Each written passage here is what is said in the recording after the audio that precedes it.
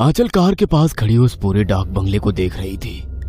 मुकेश पलक को लेकर गेट की तरफ बढ़ चुका था, लेकिन जब उसने पलट कर देखा तो आंचल अभी भी गाड़ी के पास ही खड़ी थी। मुकेश ने आवाज लगाई, आंचल क्या हुआ, वहां क्यों खड़ी हो, चलो ना। मुकेश की आवाज पर आंचल का जैसे ध्यान टूटा और वो घबराती हुई बोली, हाँ हाँ मैं आ रही हूँ। इतना कहकर आंचल सहमी नजरों से पूरे डाक बंगले को देखती हुई छोटे छोटे कदमों से आगे बढ़ने लगी। आंचल को ऐसा लग रहा था जैसे उसके कदम आगे बढ़ ही नहीं रहे हैं। अपने माथे पर आ रहे पसीने की बूंदों को पोंछती हुई आंचल हर संभव कोशिश कर रही थी कि उसका डर सामने ना दिखे।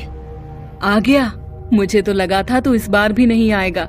इतना कहकर केतकी ने अजीब तरीके से आंचल को देखा और फिर पलक के सर पर हाथ रखती हुई बोली, मुकेश तेरी बिटिया तो बड़ी प्यारी है, तेरी ही प्रतिरूप है, वही नैन नक्श। मैं तेरी मौसी दादी हूँ, तेरी दादी की बहन। और केतकी पलक और मुकेश को लेकर आगे बढ़ गई। आंचल भी पीछे पीछे डाक बंगले के गेट के अंदर आ गई। डाक बंगले में कदम रखते ही मुकेश परेशान होकर बोला, मौसी ये क्या हालत हो गई है इस जगह की। केतकी मजाकिया लहजे में मुस्कुराते हुई बोली, जब कोई देखने वाला ना हो तो घर हो या इंसान, हालत जर्जर हो ही जाती है। आ चल, तेरी माँ तेरा इंतजार सालों से कर रही है। इससे पहले कि मुकेश और आंचल आगे जाते, पलक के जोर से चीखने की आवाज आई और आंचल ने देखा पलक उनके साथ नहीं थी। उसकी आवाज बाहर से आ रही थी। आंचल भागती हुई डाक बंगले के बाहर निकली तो उसने देखा कि बगीचे में एक तरफ पलक गिरी हुई है और उसके घुटनों से खून आ रहे हैं। पलक बेटा क्या हुआ, तुम यहाँ कैसे गिर गई? और पलक एक तरफ इशारा करते हुए बोली, मम्मी वो उसने मुझे गिरा दिया। उसने मुझसे पूछा कि मैं क्या खेलूंगी उसके साथ, और जब मैंने हाँ कहा तो उसने मुझे गिरा दिया। आंचल ने डरते हुए उस तरफ देखा जिधर पलक दिखा रही थी, लेकिन उधर कोई नहीं था। पलक, लेकिन बेटा वहाँ कोई नहीं है। है मम्मी, वही तो है, देखो कैसे गुस्से में देख रहा है आपको। तब तक मुकेश और केतकी भी वहां आ चुके थे और केतकी ने पलक की बात सुन ली थी। और केतकी घबराते हुए पलक के हाथ को पकड़कर खींचती हुई बोली, चल यहाँ से चल।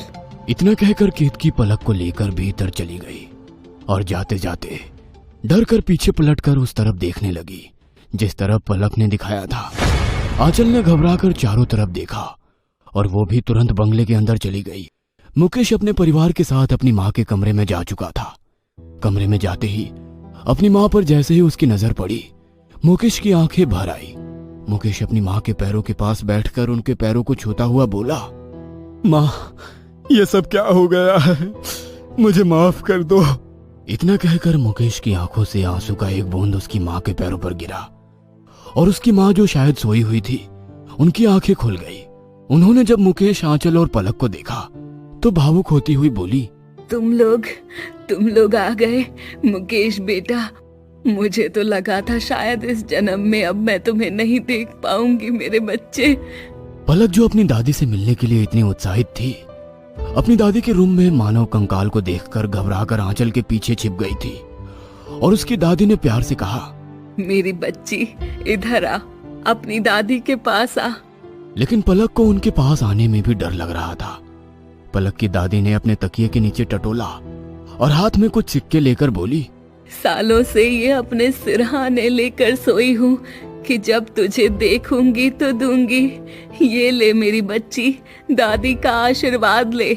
मुकेश ने सहमति में सर हिलाते हुए पलक से कहा, पलक जाओ, दादी के पास जाओ। पलक डरते हुए दादी के नजदीक बढ़ने लगी और उसने दूर से ही हाथ बढ़ाया और सिक्के लेते वक्त कुछ सिक्के नीचे गिर गए। पलक जैसे ही उन सिक्कों को उठाने के लिए नीचे झुकी, उसने देखा पलंग के नीचे एक पालना है जिसमें लगभग 3-4 साल का एक बच्चा खुद को सिकोड़े बैठा है। वो पूरी तरीके से जला हुआ है और लाल लाल आंखों से पलक को देख रहा है। और जैसे ही वो पलक को देखकर अजीब तरीके से हंसने लगा, पलक जोर से चीख पड़ी।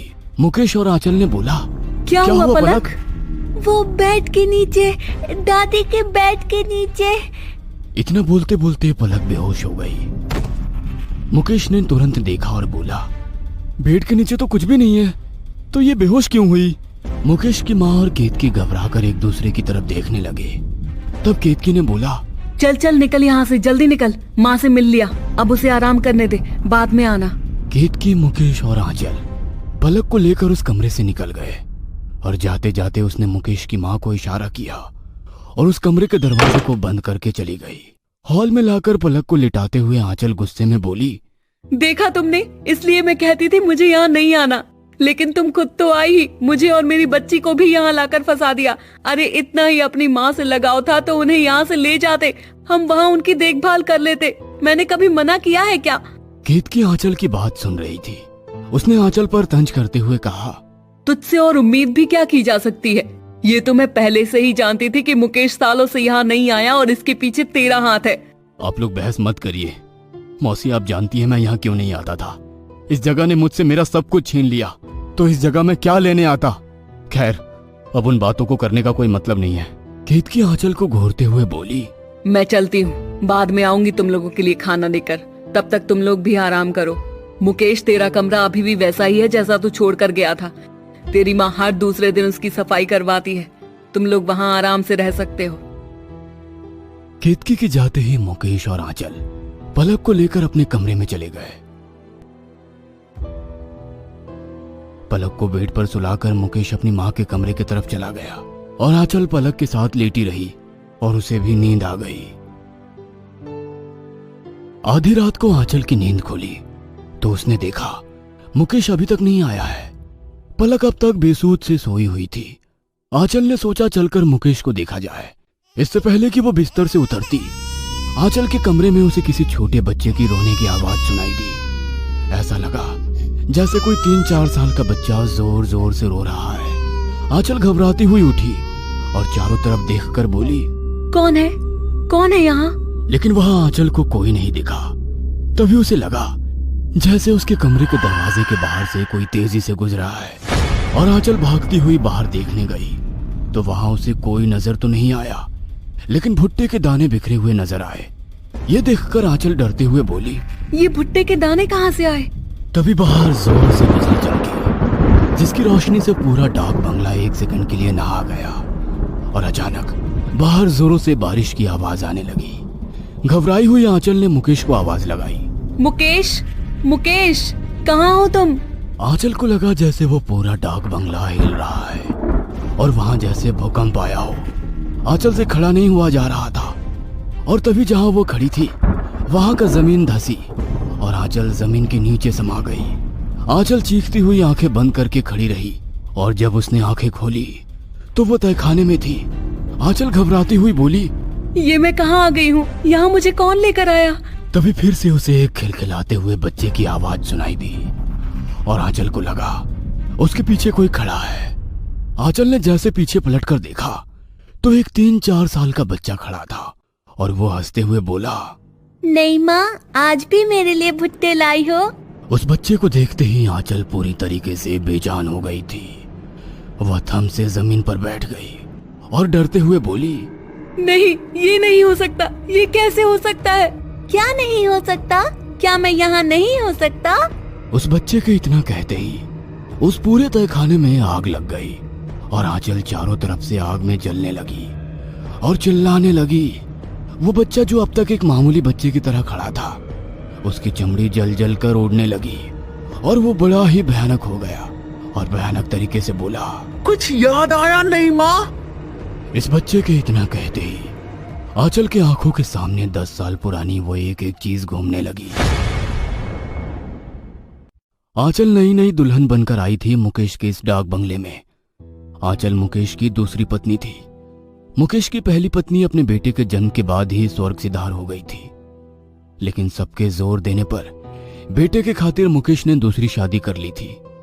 मुकेश का बेटा गोलू जब 3-4 साल का था तब आंचल गोलू की नई मां बनकर आई थी, लेकिन आंचल को गोलू एक आंख नहीं भाता था और इसी छोटी मानसिकता से आंचल ने गोलू से दोस्ती बढ़ानी शुरू की। आंचल को पता चला कि गोलू को भुट्टे बहुत पसंद है और एक दिन जब बहुत बारिश हो रही थी तब आंचल ने अपने हाथ से भुट्टे सेके और गोलू को बड़े प्यार से बुलाकर खाने को दिया। भुट्टे की जहर की वजह से नन्हे गोलू की सांसें टूट गई और आंचल को लगा कि शायद उसका पोल खुल जाएगा, इसलिए उसने गोलू के शव को उठाया और तहखाने में ले गई और वहां जाकर जला दिया। अचानक गोलू के गायब हो जाने से अफरा तफरी मच गई थी। मुकेश पागलों की तरह करने लगा था और मुकेश की मां ने आंचल और मुकेश को यहाँ से दूर शहर भेज दिया, क्योंकि यहाँ गोलू की यादें थी और मुकेश पूरी तरीके से पागल हो जाता। मुकेश और आंचल के जाने के बाद एक दिन जब मुकेश की मां किसी काम से तहखाने की तरफ गई, उनके नन्हे पोते का आधा जला शव तहखाने में पड़ा हुआ है। इतने वक्त बाद तहखाने का दरवाजा जैसे खुला, गोलू की आत्मा जो कब से वहां भटक रही थी आजाद हो गई और सब कुछ बताया। मुकेश की मां को पहले तो यकीन नहीं हुआ, लेकिन जब उन्हें यकीन हुआ तब तक बहुत देर हो चुकी थी और तब से वो गोलू के उस आत्मा को अपने आप से बांधे उस पालने में संभाली हुई थी, ताकि वो डाक बंगले से आजाद ना हो जाए। क्योंकि मासूम बच्चों की आत्मा जो कच्चा कलवा कहलाती है, अगर एक बार बेकाबू हो जाए तो फिर उसे कोई नहीं संभाल सकता। गोलू की आखिरी इच्छा थी कि उसके पिता अपनी पत्नी के साथ यहाँ आए और मुकेश की मां किसी भी तरीके से आंचल को डाक बंगले में बुलाना चाहती थी।